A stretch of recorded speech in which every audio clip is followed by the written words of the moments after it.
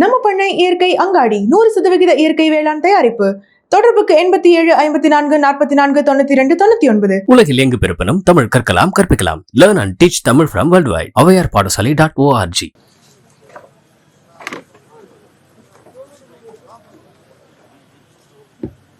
கேளுங்க. நேரம் இருந்துச்சு. என்ன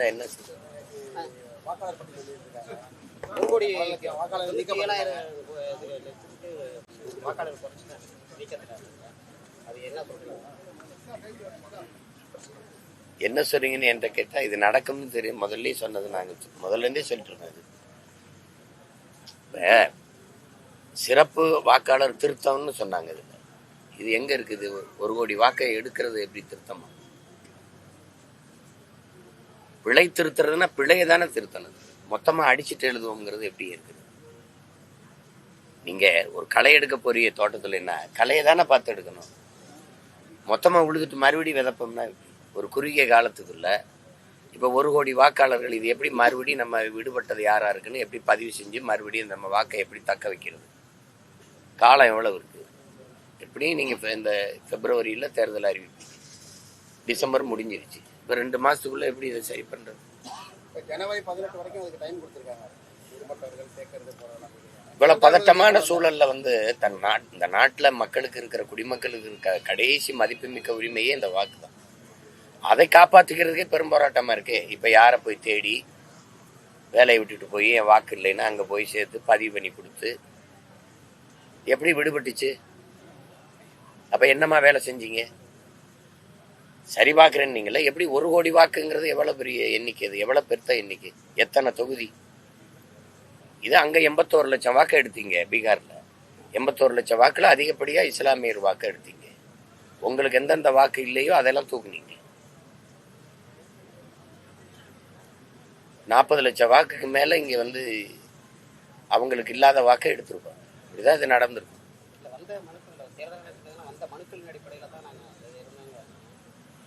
நீங்க சொல்றது என்ன? ஒருவர் 2 வாக்க பதிவு செய்யறாரு, 2 இடத்துல வாக்கு வச்சிருக்கிறாரு, அதை கண்டு நீக்கணும். இறந்தவர்களுக்கு இன்னும் வாக்கு இருக்குது, அந்த இறந்தவர்களுக்கு வாக்கு பட்டியலிருந்து நீக்கணும். அவங்க இறப்பு சான்றிதழை ஒப்படைச்சிருப்பாங்க, அதை வச்சு நீக்கி விடணும். இவ்வளவுதான் இது ஒரு எளிய வேலை. அதை விட்டுட்டு மொத்தமாவே நீங்க பதிவு செய்யுங்கன்னு ஒரு குறுகிய காலத்தை கொடுத்து இப்ப அறிவிச்சு வந்திருக்கு. சரி, விடுபட்டிருக்கு, 1 கோடி வாக்கு விடுபட்டிருக்கு, இன்னும் ஒரு 6 மாசம் இருக்குன்னா மக்கள் அதை பதிவு பண்ணுவாங்க. ரொம்ப குறுகிய காலமா இருக்கு. சரி, இப்ப பதிவு பண்றாங்க, அது இருக்குதா இல்லையா? இப்ப சிவகங்கைலாம் என் தம்பி மனைவியும் பதிவு செஞ்சவங்களு உயிரோடு இருக்கும்போதே இறந்தோர் பட்டியல சேர்த்து விட்டீங்க. அதை போய் சண்டை போட்டு மறுபடி ஒரு இடத்துல நம்ம போய் பார்த்தோம், அதை சரி பண்ணிக்கிட்டோம். இப்ப இந்த மாதிரி எத்தனை பேருக்கு வாக்கு விடுபட்டு இருக்கும்? இது அதிகாரத்தினுடைய பொறுப்பற்ற செயலை காட்டு. பொறுப்பற்ற செயல். தன் குடிகளுக்கு கொடுக்க வேண்டிய மதிப்புமிக்க உரிமையவே அது பாதுகாத்து கொடுக்கல அப்படின்னா எவ்வளவு பொறுப்பற்ற செயல். அதான் திரும்ப திரும்ப சொல்றேன். அன்னைக்கு வாக்காளர்கள் தங்களுக்கான ஆட்சியாளர்களை தேர்வு செஞ்சாங்க. இன்னைக்கு ஆட்சியாளர்கள் தங்களுக்கான வாக்காளரை தேர்வு செய்யறாங்க. அதான் கொடுமையா இருக்கு.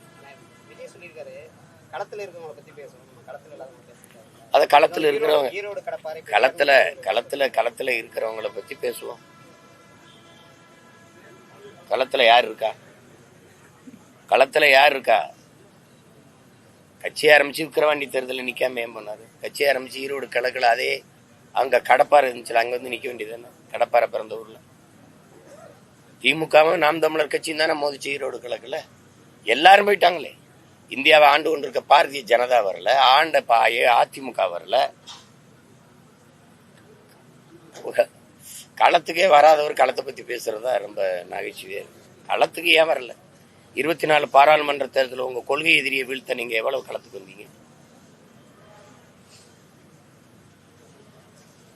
அதெல்லாம் சிரிச்சுட்டு போயிடணும். அப்படியே சிரிச்சுட்டு போயிடணும். ஈரோடு கடப்பாறை பெரியார்னு யாரை சொன்னாரு? ஈரோட கடப்பாறைன்னா யார சொல்றாருன்னு உங்களுக்கு தெரியாமையா கேக்குறீங்க? ஈரோட்டு கடப்பாறை அதெல்லாம் தம்பி, அதெல்லாம் துருப்பிடிச்சு பழைய இரும்பு பேரிச்சம்பளத்துக்கு போட்டாச்சு. நீங்க போய் கடப்பாறை இன்னும் கம்பி எல்லாம் சொல்லிட்டு என்னடா? துருப்பிடிச்சு பழைய இரும்பு பாத்திரங்களுக்கு பேரிச்சம்பளம்னு அதை தூக்கி போட்டாச்சு. இதெல்லாம் வேற ஏதாவது உருப்படியா கேளுங்க. காலையிலே செயல்பாடு வந்து தேர்தலை முன்னெடுத்த பல்வேறு நிலைகளை விழிப்புணர்வு பண்றாங்க. அதே நேரத்துல பணப்பட்டுவாடாங்கிற விஷயத்துல பலவிடமா இருக்குங்கிற ஒரு கருத்து இருக்கு. தம்பிக்கிட்ட நான் ஒன்று கேட்கிறேன், தேர்தல் ஆணையம் விழிப்புணர்வா பண்றாங்கன்னு சொன்னீங்க, பல்வேறு இதுல விழிப்புணர்வு ஒண்ணு சொல்லுங்க. விழிப்புணர்வா பணம் கொடுக்கறாங்க வாக்குக்குன்னு தெரியுது. யார் தடுப்பா? அதிகாரத்தை வச்சிருக்க கட்சிகள் தானே கொடுக்குது. இப்ப யார் தடுப்பா?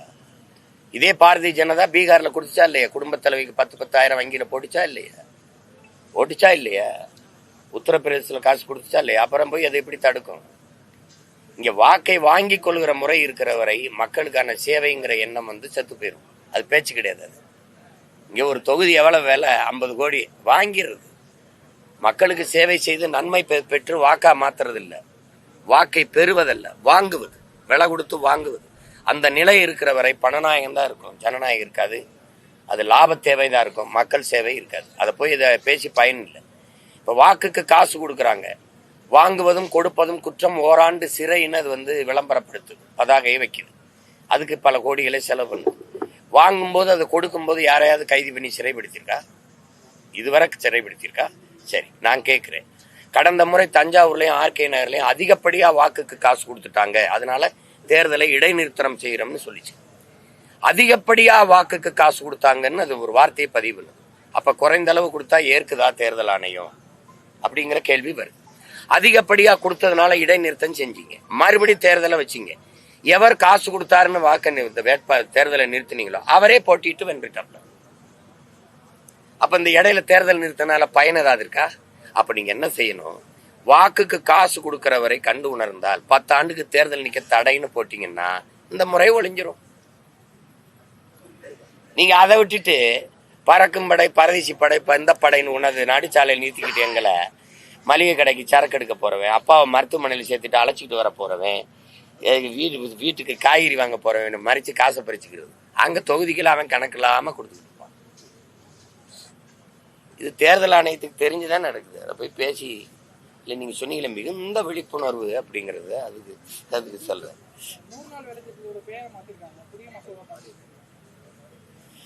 அது வந்து அவங்களுக்கு வழக்கமாக தானே. இப்ப சிறுநீரக திருட்ட வந்து முறைகேடுன்னு சொல்லணும். இப்ப வந்து வாக்குக்கு காசை வந்து வாக்காளர் உரிமை தொகைன்னு சொல்லணும். மாத்திக்கிற வேண்டியதானே. இலவசத்தை ஏன் சொல்லணும்? இலவசம் அது எல்லாரும் திட்டுறாங்க. அப்ப விலை இல்லா அது மாதிரி 100 நாள் வேலை திட்டத்தை 99 நாள் கூட்டல் 1ன்னு வச்சுக்கிற வேண்டியது. இப்ப ராஜீவ்காந்தி பேர் எடுத்ததுக்காக சப்போர்ட் பண்ணி பேசுற திமுக வந்து எதுக்காவது ராஜீவ்காந்தி பேரை வச்சிருக்கான்னு தமிழகத்தை கேட்டிருக்காங்க. இதுல எந்த வேலை திட்டத்துல மகாத்மா காந்தி பேரு மகாத்மா காந்தி பேரை வச்சிருக்காங்களா? அப்போ மகாத்மா காந்தி ஊரக வேலைவாய்ப்பு திட்டம்ன்ற பேரை எடுத்துட்டுதான் இப்ப மாத்துறாங்க. மத்திய அரசு 125 நாளா அந்த வேலைவாய்ப்பு திட்டம் கொண்டு வராங்க. அதுக்கு தமிழகத்தை என்ன சொல்லிருக்காங்கன்னா, இதுக்கு வந்து பேசுற திமுக வந்து எந்த திட்டத்துக்காவது மகாத்மா காந்தி பேரை வச்சிருக்காங்களான்னு கேட்டிருக்காங்க. சரி, ஏதாவது சரி, பாரதிய ஜனதா எத்தனை திட்டத்துக்கு தான் இதுக்கு முன்னாடி வச்சிருக்குது? இந்த நாட்டின் அடையாளம்ங்கிறது, இந்த நாட்டை விட்டு நீங்க வெளியில போனீங்கன்னா அண்ணல் காந்தியடிகளும் அண்ணல் அம்பேத்கரும் தான். இந்த நாட்டை விட்டு வெளியில போனீங்க, நீங்க வேணா பயணம் பண்ணி போய் வல்லபாய் பட்டேல்னு பேசி பாருங்க. ஏதாவது ஒரு நாட்டுல வல்லபாய் பட்டேல யாருக்காவது தெரியுதான்னு பாருங்க. காந்தியை தெரியுதா, அண்ணல் அம்பேத்கரை தெரியுதா, அல்லது இந்த வல்லபாய் பட்டேலே தெரியுது? அவருக்கு எதுக்கு 3000 கோடியில் அவ்வளவு பெரிய செலவச்சிங்க? எதுக்கு? ஏன்னா RSS மேல இருந்த தடையை அவர் நீக்கினார். அதை தவிர என்ன எதுக்காக வச்சிங்க அவருக்கு அவ்வளவு பெரிய செலவு? அதே குஜராத்தில் ஏன் காந்திக்கு வைக்கல? இதை நீங்க காந்தியை போட்டுறதா? மற்ற கட்சியை கேள்வி கேட்கறதுக்கு முன்னாடி நீங்க அதுக்கு ஒன்று நேர்மையை தகுதியை வச்சுக்கிட்டு பேசணும். வேற பொங்கல் பணம் தரணும்னு சொல்லி எடப்பாடி கூட 5000 ரூபாய் தரணும் அரசுன்னு சொல்லியிருக்காரு. இது பலது நம்ம சொல்லிட்டோம். அவங்க ஆட்சியில் இருக்கும்போது 5000 கொடுக்கணும்னு திமுகவை சொல்வதும், திமுக எதிர்கட்சியா இருக்கும்போது அதிமுக 5000 கொடுக்கணும்னு சொல்றதும் இது வாடிக்கை. இது ஒரு தேசிய அவமானம். இதெல்லாம் ஒரு தேசிய அவமானம். குடிகளை வந்து ஒரு அவமானப்படுத்துறது தன்மான இழப்புன்னு நான் நினைக்கிறேன். நீங்க தமிழர்களுக்குன்னு இருக்கிற ஒரே ஒரு பண்டிகை, அவனுடைய தேசிய பண்டிகை பொங்கல் தான். காலம் புறா உழைக்கிறான், ஒரு ஆண்டு முழுக்க உழைக்கிறான். அந்த பண்டிகையே அவன் புடவை எடுத்து இது பண்ணி கரும்பு வாங்கி காய்கறி வாங்கி வெல்லம் வாங்கி இது வாங்கி அரிசி வாங்கி ஒரு மகிழ்ச்சியாக கொண்டாட முடியாத வறுமையில் இருக்குது. 1000 ரூபா பொங்கல் கொடுக்கணும், 5000 கொடுக்கணும், இலவச வேட்டி சேலை கொடுக்கணும், வெல்லம் கொடுக்கணும், அரிசி கொடுக்கணும், ஒரு முளை கரும்பு கொடுக்கணும், கூடவே ஒரு கயிறும் கொடுக்கணும், தூக்கில் போய் தொங்கி சாகிறது. இது ஒரு காட்சி, இது ஒரு கேவலம். விளைய வச்ச நெல்லை வீதியில் போட்டு முளைக்க விட்டு என்ன நீ 1000 500 கொடுத்துக்கிட்டு 5000 கொடுத்துக்கிட்ட நீ? ஒரு மாவட்டம் தோறும் சேமிப்பு கிடங்கு வச்சு அதை கொள்முதல் செஞ்சு பாதுகாக்க முடியாதா? இந்த அரிசி கொடுப்பு எங்கிருந்து கொண்டாருங்க? ஆந்திராவில் இருந்து. ஏன் அரிசி என்னாச்சு? ஏன் நெல்லா விசாரிச்சு அரிசியா வராதா? இதெல்லாம் ஒரு கேடுகட்ட ஆட்சி முறை. இதெல்லாம் ஒரு கொடுமையான ஆட்சி முறை. இது நீங்க 50,000 கூட கொடுங்க, அதை பத்தி எனக்கு கவலை கிடையாது. ஏற்கனவே 10 லட்சம் கோடி கடன் ஆயிடுச்சு. 80,000 கோடிக்கு மேல வட்டி கட்டிக்கிட்டு இருக்கோம். இதுல 5000 கொடு, எங்க இருந்து கொடுப்பீங்க? இன்னொரு 50,000 கோடி கடன் வாங்குவீங்க. இந்த கடனை எவன் கட்டுறது? எது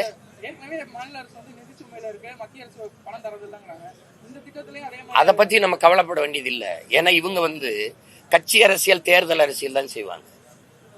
செய்தி அரசியல், விளம்பர அரசியல் தான் செய்வாங்க. இவங்க சேவை அரசியல், செயல் அரசியல் தெரியாது. மக்கள் அரசியலுக்கு வரமாட்டாங்க. அதனால கடனை வாங்கி வாங்கி அந்த நேரத்துல அந்த தேவையை இப்ப காசை கொடுத்து தேர்தல் வரும்போது அந்த வாக்கை வாங்கிட்டு பதவிக்கு வந்துருவாங்க. மறுபடியும் அடுத்த தேர்தலை எப்படி செய்யறது?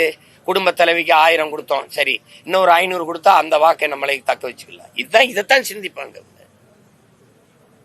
ஒரு தாயை ஒரு குடும்பத்தின் தலைவியை ஒரு நாளைக்கு 30 ரூபா கூட சம்பாதிக்க முடியாது. ஒரு இட்லியின் விலை 30 ரூபா. ஒரு இட்லிக்காக சம்பாதிக்க முடியாது.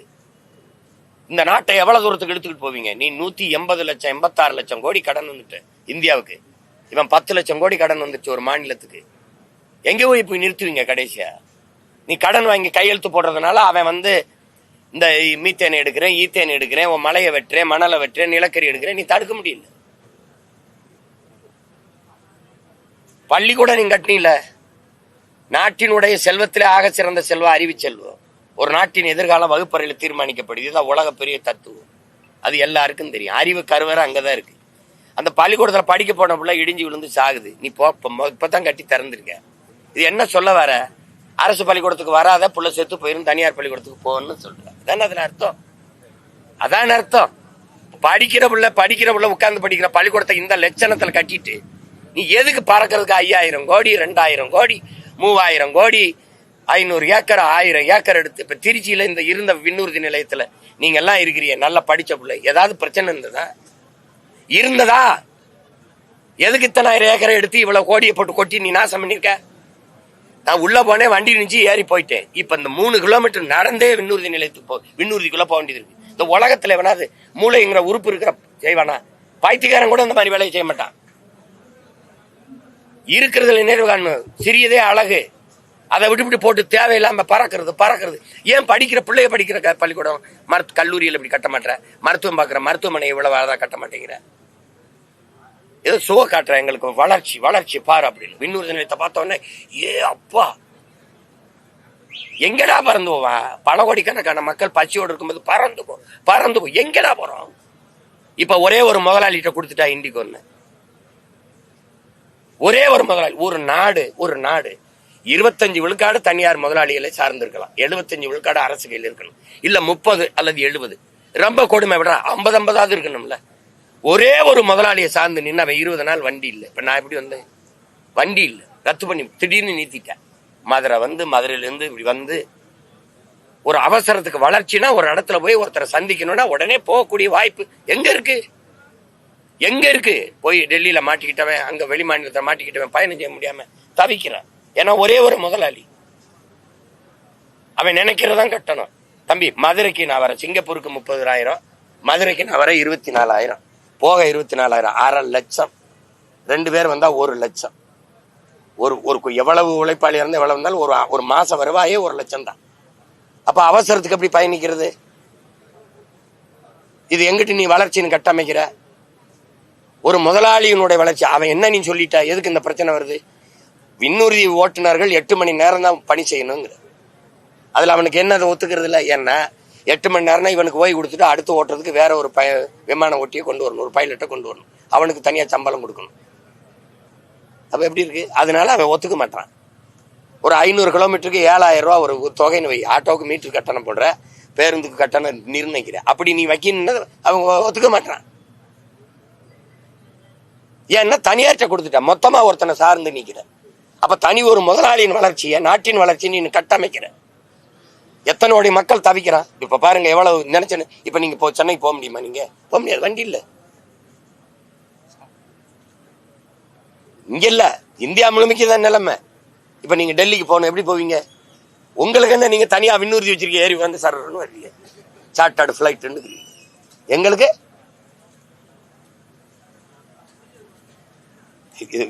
இவங்க மாதிரி ஒரு கொடுமைக்காரங்களை நீ எங்க போய் பேசுவீங்க? நீங்க 1,00,000 வாக்குகளுக்கு மேல நீக்கப்பட்டிருக்கு. கடந்த 4 மாதங்களுக்கு முன்பே மத்திய இணையமைச்சர் அனுராக் தாக்கூர் இந்த தொகுதியில 19,000 வாக்குகள் போடப்பட்டிருக்கு சந்தேகத்திற்காக. அது மட்டும் இல்லாம 9,000 கள்ள வாக்குகள் பதிவாயிருக்கு பாராளுமன்றத்திலேயே எடுத்துருக்காரு. இப்போ 1,00,000 வாக்குகளுக்கு மேல நீ அதை எதுக்கு சொல்றீங்க? எதுக்கு சொல்றீங்க? நீ பெரிய இவன் தானே, நீ பெரிய இவர் தானே. நீயே இந்த மாதிரி கள்ள வாக்குல பதிவு செய்ய வெற்றி செல்லாதுன்னு அறிவிப்பேன். நீ இவ்வளவு காலம் என்ன பண்ண? 4 ஆண்டு அடுத்த தேர்தல் வரும்போது வரைக்கும் என்ன பண்ணிட்டு இருந்த நீ? என்ன பண்ணிட்டு இருந்த நீ? என்ன பண்ணிட்டு இருந்த நீ? ஒரு தொகுதியில தான் கள்ள வாக்கு பதிவு ஆயிருக்கா? கொளத்தூர்ல நாடங்களும் இல்ல, நீங்க வென்ற பீகார்ல கள்ள வாக்கு பதிவாகல. அப்ப நேர்மையால என்ன பண்ணணும்? அந்த ஒரு தொகுதியை மட்டும் சொல்ற. நீ மற்ற தொகுதியில அப்ப சரியா வாக்குப்பதிவு நடந்திருக்கா? அப்படித்தானே பொருள். அப்போ அப்படித்தானே பொருள் வருது. அங்க 9,000 வாக்கு கள்ள வாக்கு பதிவு பண்ணி வென்றிருக்காரு. அந்த வெற்றி செல்லாது. இப்ப அறிவிங்க, அப்ப நீ கண்டு உணர்ந்து அப்பவே அறிவிச்சிருக்கணும்ல. அப்ப கள்ள வாக்கு போட்டு வந்திருக்காரு அப்படிங்கறத வந்திருக்காரு அப்படின்னு தெரியுது. என்ன பண்ண சொல்ற? அப்ப எதுக்கு சொல்ற? ஒரு நேர்மையாளன் தான் ஒரு தவறை சுட்டி காட்ட முடியும். நேர்மை இல்லாத நீ எதுக்கு நீ தவறுன்னு சொல்ற? நீ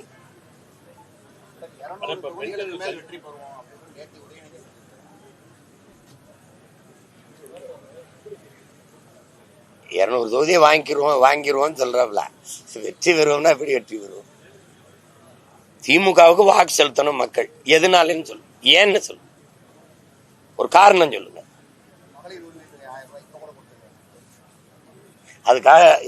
அதுக்காக நாட்டை விற்கிறத ஒரு 1000 ரூபாய்க்கு.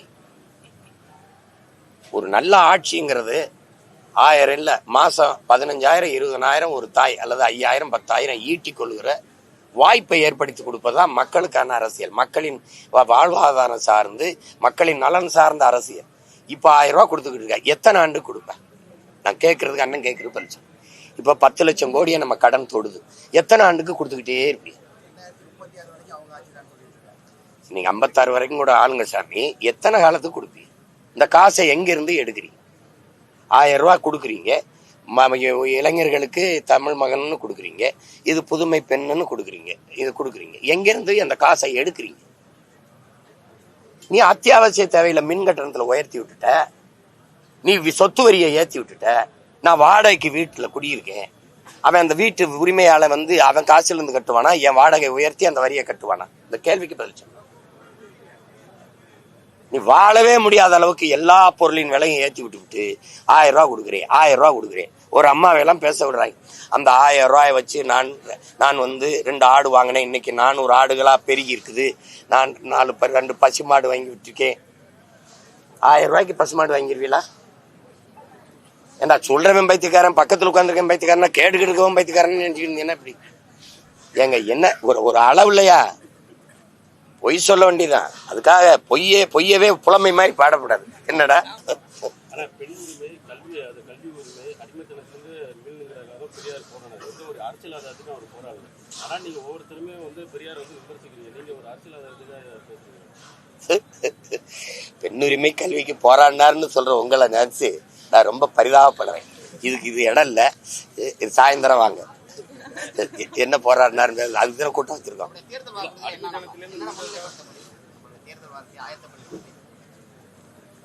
மக்களரசு.comனு ஒரு இது இருக்கு, அதுல போய் தட்டி படிங்க. எப்படி ஆட்சி செய்வேன்னு கொடுத்துருக்கேன். பொறுங்க, நான் போட்டு காட்டுங்க எப்படி ஆட்சி செய்யறேன். இப்ப துப்புரவு பணியாளர்கள் போராடிட்டு இருந்தாங்க. இப்ப செவிலியர் செவிலியர்கள் வந்து தொடர்ச்சியாக 3 நாளாக பல மாவட்டங்களில் போராட்டம் பண்ணிட்டு வராங்க. இது வந்து இந்த திட்டத்தில் வந்து ஜெயலலிதா கொண்டு சொல்லி சுப்பிரமணியன் சொல்லியிருக்காரு. போராடுகள் ஆனால் அமைதியான போராட்டம் சொல்லியிருக்காங்க. அதுக்கான முடிவை சொல்லலை. இவங்க தான் கொரோனா நேரத்தில் கூடுதலாக பணிக்கு எடுத்தாங்க. பிள்ளைகளை எடுத்துட்டு நாங்கள் பணி நிரந்தரம் செய்கிறேன்னாங்க. கொரோனா நேரத்தில் மருத்துவர்களும் செவிலியர்களும் கடவுள் போலவும் தேவதை போலவும் தெரிஞ்சாங்க. இப்போ அது தேவையில்லாதவங்களா தெரியுறாங்க. இவங்க சொன்னதை நாங்கள் வந்தால் பணி நிரந்தரம் செய்வோம்னு இவங்க சொன்னது தான். வென்று வந்த பிறகு அதை வெற்று சொல்லாக்கி தூக்கி போட்டு வீதியில் போட்டுட்டாங்க. செவிலியர் மட்டும் இல்லை, மருத்துவர் போராடுறாங்க, ஆசிரியர் பெருமக்கள் போராடுறாங்க, பணி நிரந்தரத்துக்கு பகுதி நேர ஆசிரியர்கள் பணி நிரந்தரத்துக்கு போராடுறாங்க, பணி தேர்வு செஞ்சுட்டு பணி நியமிங்கன்னு சொல்லி போராடுறாங்க. போக்குவரத்து தொழிலாளர்கள் மறுபடியும் ஆசிரியர் பெருமக்கள் அரசு பணியாளர்கள் பழைய ஓய்வு திட்டத்துக்கு போராடுறாங்க. நாடே போராட்ட களமா இருக்கு. ஆனாலும் அதிகாரத்தில் உட்கார்ந்துக்கிட்டு நாங்க நல்ல ஆட்சி கொடுத்துட்டோம் அப்படின்னு சொல்றத நீங்க தினம் கேட்டுக்கிட்டு இருக்கீங்க.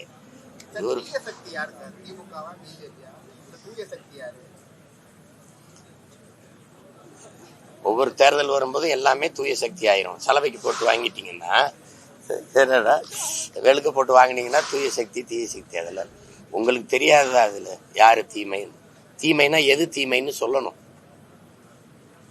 எதனால இது தீய சக்தி? எதனால தீய சக்தி? அது என் தம்பிக்கு இப்பதான் தெரிய வருதுங்கிறத நினைக்கும் போது வியப்பா இருக்கு. அவரே 21 போட்டு போட்டேங்கிறப்ப சொல்றாருல, என் ஓட்டையும் உங்க ஓட்டையும் வாங்கி நம்மளை ஏமாத்திட்டாங்க. அப்ப தெரியலையா தீய சக்தி? அம்மா ஜெயலலிதா சொன்னாங்க, ஐயா எம்ஜிஆர் சொன்னாங்கன்னா அவங்க அப்பவே சொல்லிட்டாங்க. அது ஏன் இப்பதான் அவருக்கு நினைவுக்கு வருது? இவர் வாக்கு செலுத்தும் போது ஏன் வரல?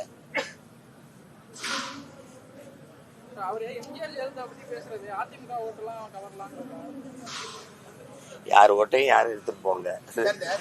அண்ணன் சொல்றேங்க, இங்க எம்ஜிஆருக்கு, ஜெயலலிதாவுக்கு, ஐயா ஈவேரா அவர்களுக்கு, தாத்தா காமராஜுக்கு, அம்மா அப்படி எங்க அம்மா அஞ்சலைக்கு, இப்படி இல்லை, இவங்களுக்குலாம் இல்லை. தம்பி நினைச்சுக்கிட்டு இருக்காரு இந்த கொள்கை தலைவர்களுக்காக இந்த மக்கள் கூடுறாங்க. அவரை பார்க்க வந்து கூடுறாங்க, அவ்வளவுதான். திமுகவின் கொள்கைக்கு ஓட்டு போடுறாங்களா? யாராவது சொல்லுங்க தம்பி. திமுகவின் கொள்கைக்கு ஓட்டா?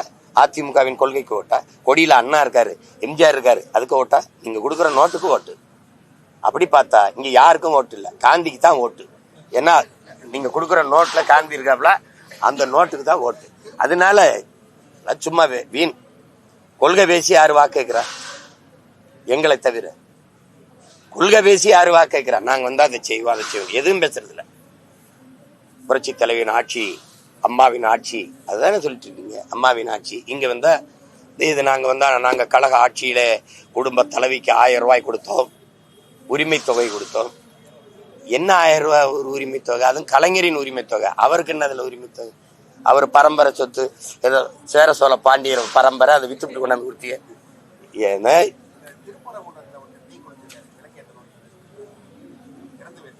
அதெல்லாம் அவசியமற்றது. விளக்கேற்றுறது இதெல்லாம் இந்த மாதிரி முடிவுகள்லாம் தப்பானது. அறிவார்ந்த சமூகம் அதை செய்யக்கூடாது. விளக்கேற்றணுங்கிறது ஒரு உரிமைன்னா அது என்னன்னா நியாயமா என்ன பண்ணிருக்கணும் அரசு? அவரவர் வழிபாடு. இங்க என்னன்னா உன் மதம் சிறந்தது வழிபாடு, என் மதமும் சிறந்தது வழிவிடு. இதுதான் இங்க இருக்கிற கோட்பாடா இருக்கணும். சமூக அமைதிக்கு நான் உயர்ந்த சாதின்னு நினைக்கும் போது எனக்கு கீழே தாழ்ந்த சாதி யாரும் இல்லைன்னு நினைக்கணும். இவ்வளவுதான் சமூகம் பின்பற்றப்பட வேண்டியது. இங்கே சிக்கந்தர் தர்கால இஸ்லாமிய பெருமக்கள் போய் வழிபடுறாங்கன்னா அந்த வழிபாட்டை தடுக்கிறது நம்ம அவசியம் இல்லை. என் வழிபாட்டு உரிமையை கோருவதான் என் அவசியம். அப்ப நான் இங்க நான் விளக்கை ஏத்தணும் அப்படின்னு இப்ப எனக்கு இருக்கிற வருத்தம். விளக்கை ஏத்தணும், சரி, அதை பன்னெடுங்காலமா ஏத்தாம விட்டுட்டீங்க. அப்போ நீங்க மாநாடு போடும்போதாவது பேசியிருக்கணும். அரசு கோரிக்கை வச்சு இந்த உரிமை எங்களுக்கு கொடுங்க, நாங்க ஏத்தணும். தேர்தல் வர 2 மாசம் இருக்கும்போது இதை எடுக்கும்போது அது வாக்கை குறி வச்சு அரசியல் லாபத்துக்காக செய்யறதான் நம்ம பார்க்க முடியுது.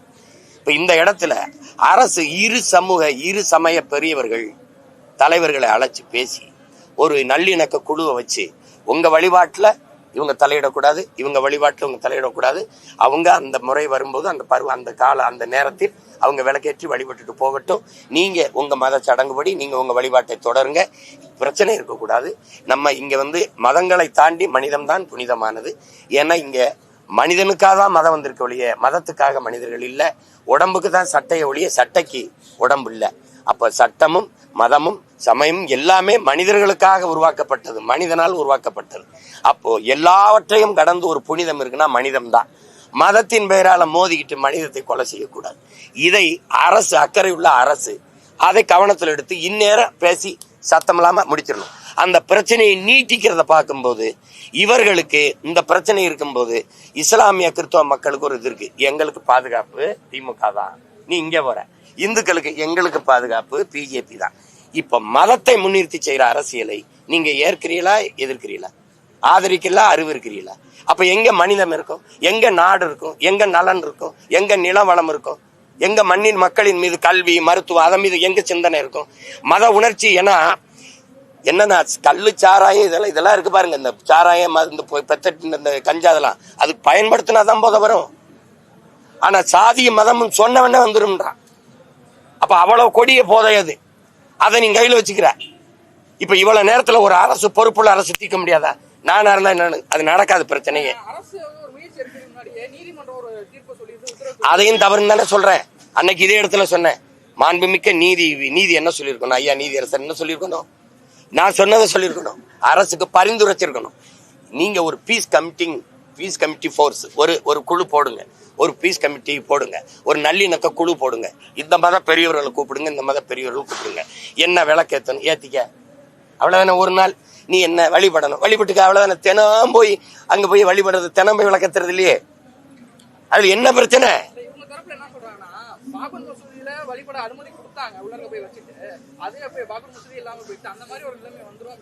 அப்படி இல்ல, அந்த மாதிரி நிலைமை நீங்க தேவையில்லாத கற்பனைக்கு போறீங்க. அந்த மாதிரி ஏன் போறீங்க? அவங்கவுங்க வழிபாட்டு உரிமையை பாதுகாத்துக்கிறது, அவங்கவுங்க வழிபாட்டு உரிமையை பாதுகாத்து கொடுக்க வேண்டியது, பெற்றுக் கொடுக்க வேண்டியது ஒரு பொறுப்புள்ள அரசின் கடமை. புரியுதுன்னு நினைக்கிறவங்களுக்கு. அது போய் ஏன் நீங்க அது இருக்குது? அதுக்குதான் இவ்வளவு பெரிய அதிகாரம் இருக்குது. அதை பேச முடியாதா? ஒரு முதல்வர் கூப்பிட்டோ அல்லது ஒரு துறை சார்ந்த அமைச்சர் கூப்பிட்டோ இந்த ரெண்டு பெரியவர்களை உட்கார வச்சு என்ன பிரச்சனை, வாங்க விளக்கேற்றணும், நானே வரேன் விளக்கேற்றுங்க, நீங்க என்ன கந்திரி காய்ச்சணும், பொங்க வைக்க, சாமி கும்பிடணும், தற்கால வணங்கணும், நான் வரேன் கும்பிடுங்க, போங்க போங்க போங்க, இவ்வளவுதானே. நீ தானே சேட்டை செய்யற. நாட்டு விடுதலைக்கு 4000 நாள் செயல இருந்தவன என் தாத்தனுக்கு 144 தடவை துறை போடுற. எதுக்கு போடுற? இந்த கொடுமைக்கு அவன் போராடி ஜெயில நடந்து சுதந்திரம் வாங்கி கொடுத்தாங்க. செத்து போன பிறகும் ஜெயில வச்சிருக்க, சிலையாவும் சிறையில் வச்சிருக்க. எங்கேயாவது ஐயா ஈவேரா சிறையில் இருக்க.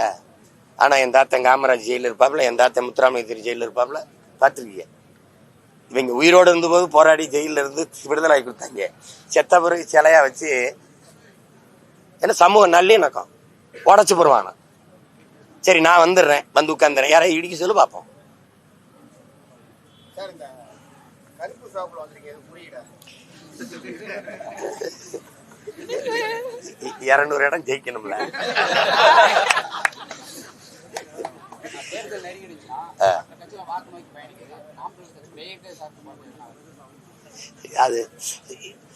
அதாவது நாங்க இயற்கையின் பிள்ளைகள் எல்லாரும். இந்த இவங்கெல்லாம் சாமியை காப்பாற்ற சொல்ற பாருங்க, திருப்பரங்குன்றம்னு அவன் சாமியை காப்பாற்ற போராடுறான், நான் வாழுகிற பூமியை காப்பாற்ற போராடுறேன். இந்த சாமியில இன்னொரு சாமியை கும்பிட்டுக்கலாம், இந்த பூமியில இன்னொரு பூமி இல்லைல்ல. அதனால உங்களுக்கே தெரியும், பீகார்ல 6 மாவட்டத்துல அது யுரேனியம் தாய்ப்பால்ல கலந்துருச்சுன்றான். நீங்க பெருந்துறையில 26 கிலோமீட்டருக்கு இந்த பகுதியில தண்ணி எலி குடிக்காதேன்றான். அதெல்லாம் தாய்மார்கள் போராடுறதை நீங்க பாருங்க. அப்ப பல கிராமங்கள்ல சிறுநீர் 30-35 வயசுல சிறுநீர் போயிருது, சிறுநீரகம். காரணம் குடிக்கிற நீர். பிறக்கும் போதே குழந்தைய புற்றோட வரும்போது தாய்ப்பால் நஞ்சாயிருது. காரணம் தின்ன உணவு, சாப்பிட்ட உணவு, தாய் உண்ண உணவு. காற்று இல்ல, கந்தகத்தூளை நான் சுவாசிக்கிறேன். இந்த பிரச்சனையை சரி பண்ணாம என் பிள்ளைகளை பத்திரமா இந்த பூமியில விட்டு போக முடியாது. உங்களுக்கு புரியுதா? அது காசு, பணம், காரு, பங்களா எல்லாம் வாழ வைக்காது. காத்து, நீர், சாப்பாடு இதான் வாழ வைக்கும். அதனாலதான் நான் அதை நோக்கி போராடுறேன். எனக்கு 4 எதிரி. என் தம்பிக்கு ஒரே ஒரு வில்லன், எனக்கு 4 வில்லன். திமுக, அதிமுக, பாரதிய ஜனதா, காங்கிரஸ்.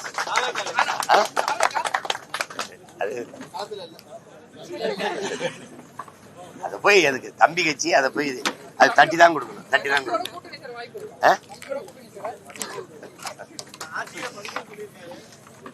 இங்க பாருங்க, அவங்களுக்கு எல்லாம் பெரியார். எனக்கு என் இனத்தின் முன்னோர்கள் எல்லாரும் தெரியாது. நான் அவங்களுக்கு ரொம்ப அவங்க திராவிடர்கள், நாங்கள் தமிழர்கள்.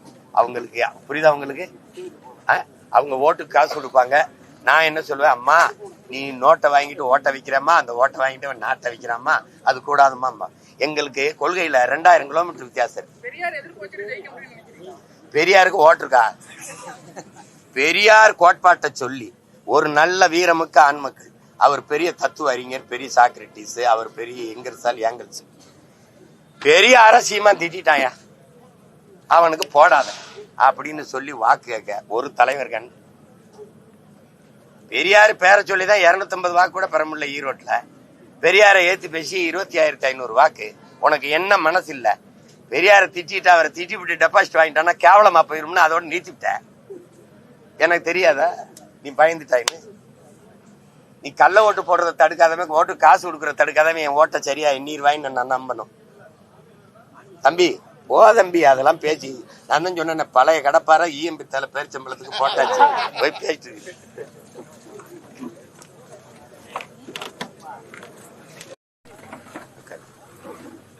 ஒருத்தர்